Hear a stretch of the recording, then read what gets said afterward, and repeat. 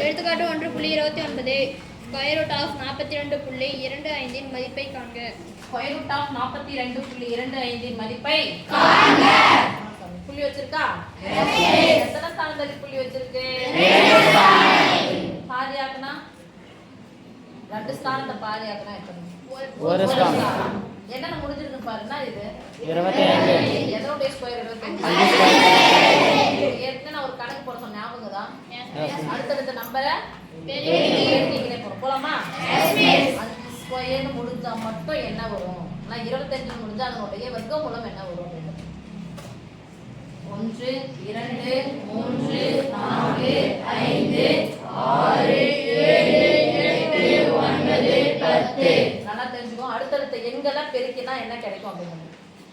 4 2 2 3 6 4 3 12 5 20 6 5 30 6 42 7 56 8 9 29 okay. என்ன number இருக்கு பாருங்க. வந்திருக்கா? எஸ். 6 7 25 முடிஞ்சா மட்டும் அதனுடைய வர்க்கமூலம் எப்படி கண்டுபிடிக்கிறது? ஈஸியானதுக்கு இதான் மெத்தட். 25 முடிஞ்சிச்சுன்னா அதனுடைய வர்க்கமூலம் எப்படி கண்டுபிடிக்கிறதுக்கு இதான் ஈஸியஸ்ட் மெத்தட். ஓகேவா? அடுத்தடுத்த நம்பரை பெருக்கினா இந்த நம்பர் முன்னாடி இருக்கிற நம்பர் வரும். ஓகே? அப்ப 42 எந்த நம்பரை பெருக்கினா வருது?